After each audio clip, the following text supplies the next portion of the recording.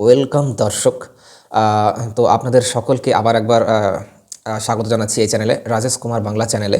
তো আজকে আমরা যে বিষয়টা নিয়ে আলোচনা করব, তোমরা সকলে জানো যে ডোনাল্ড ট্রাম্প 47তম প্রেসিডেন্ট হিসেবে আমেরিকাতে তিনি 47তম প্রেসিডেন্ট হিসেবে শপথ নিয়েছেন ডোনাল্ড ট্রাম্প। অ্যান্ড তিনি কিন্তু একজন, সত্যি কথা বলতে গেলে তিনি একজন কড়া পদক্ষেপ নেওয়া কিন্তু একজন ব্যক্তি, এবং চায়না বলে যে দেশটি রয়েছে চীন, এই চীনের সবচেয়ে বড় শত্রু যদি কেউ থাকে সেটা হচ্ছে আমেরিকা, ইউএসএ, যার প্রেসিডেন্ট হিসেবে বর্তমানে শপথ নিলেন 47তম প্রেসিডেন্ট হিসেবে ডোনাল্ড ট্রাম্প। তো বর্তমানে কি হয়েছে, বিশ্ব কিন্তু দুটো ভাগে বিভক্ত হয়ে গেছে। একটা তোমরা দেখবে ন্যাটো বলে একটা সংগঠন আছে যেটা আমেরিকা ওন করে, ওকে, আমি সেটা নিয়ে ডিটেলস এখন যাচ্ছি না। তো ব্রিক্স বলে কিন্তু একটা কিন্তু সংগঠন রয়েছে বিশ্বে, এবং সেটার কিন্তু সত্যি কথা বলতে পাঁচটা দেশ নিয়ে, প্রধানত পাঁচটা দেশ নিয়ে গঠিত হয়েছে। তোমরা সকলে জানো ব্রিক্স যে সংগঠনটা রয়েছে সেখানে রয়েছে Brazil, Russia, India, China and south Africa, specially south Africa.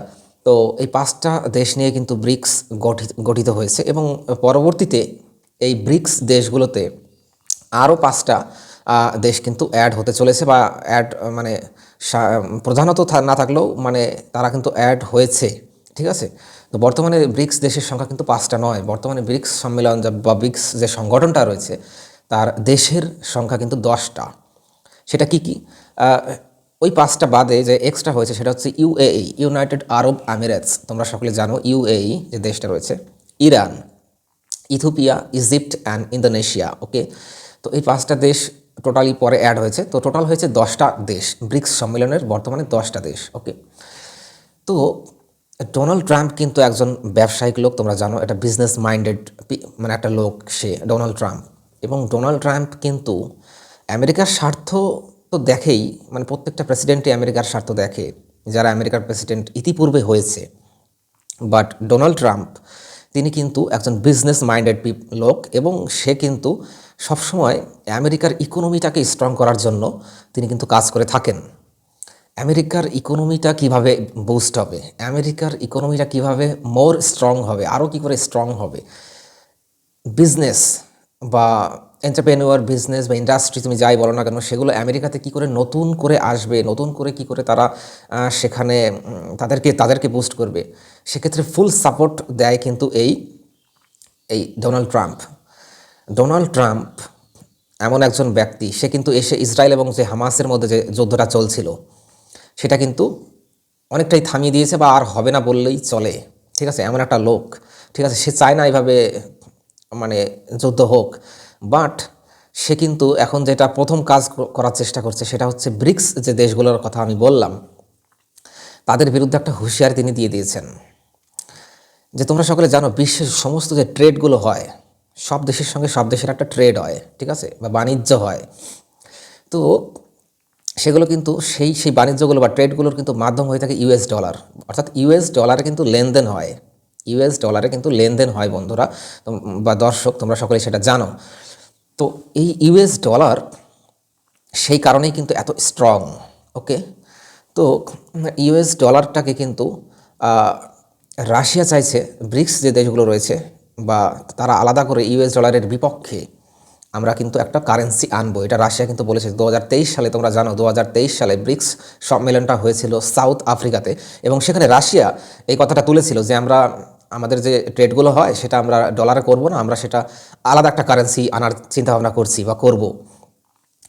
এই কথাটা আমেরিকার কানে গেছে, তো ওর স্বাভাবিকভাবেই ওর খারাপ লাগবে। তো তো কী হয়েছে, তো ডোনাল্ড ট্রাম্প এখানে হুঁশিয়ারি দিয়েছে যে ব্রিক্সের যে দেশগুলো রয়েছে বা ব্রিক্সের অন্তর্গত যে দেশগুলো রয়েছে তারা যদি অন্য কারেন্সি আনার চিন্তাভাবনা করে, বা অন্য কারেন্সিতে যদি ট্রেড যে কারেন্সি আছে, ট্রেড কারেন্সি যদি লেনদেন যদি অন্য কারেন্সিতে করে উইদাউট ইউএস ডলার, মানে ইউএস ডলারকে ব্যবহার না করে যদি অন্য কারেন্সি তুমি যদি ওই বিজনেস লেনদেনের ক্ষেত্রে যদি তুমি করো, ব্রিক্স দেশগুলোকে বলছে, তো সেক্ষেত্রে তোমাদের উপর কিন্তু আমি একটা 100% ট্যাক্স লাগাবো, 100% ট্যারিফ। এই 100% ট্যারিফ যদি যে যে হুঁশিয়ারিটা দিয়েছে 100% ট্যারিফ লাগাবে, এটা করলে ভারত এবং ব্রিক্সের অন্যান্য দেশগুলোর কি ক্ষতি হতে পারে সেটা কিন্তু আমি আপনাদের সংক্ষেপে বলছি।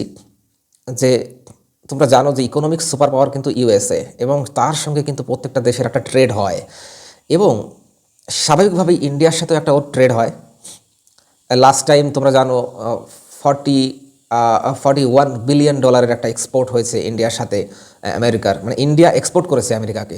এবং এইখানে যদি 100% ট্যারিফ যদি লাগায় ডোনাল্ড ট্রাম্প যদি 100% ট্যারিফটা যদি লাগায়, তো সেক্ষেত্রে কী হবে, ইন্ডিয়ার যে এক্সপোর্ট সেটা কিন্তু কমে যাবে, স্বাভাবিকভাবে সেখানকার প্রাইস হাই হয়ে যাবে, এবং সেটা এক্সপোর্ট ইন্ডিয়া এত পরিমাণে করতে পারবে না, কারণ সেখানকার আমেরিকার বাজারে ইন্ডিয়ান প্রোডাক্টের দাম বেড়ে যাবে।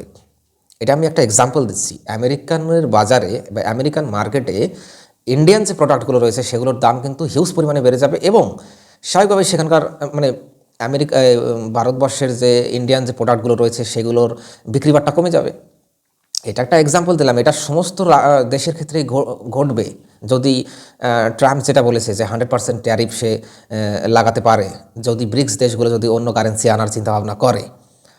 তো তোমাদের আগেই বলেছি যে ট্রাম্প একটা বিচক্ষণ ব্যক্তি, এবং সে আমেরিকার ইকোনমিক পাওয়ারটাকে আরও বাড়াতে চায়, আমেরিকার বিজনেস পাওয়ারটাকে আরও বাড়াতে চায়, ট্রেড রিলেটেড যেগুলো আছে।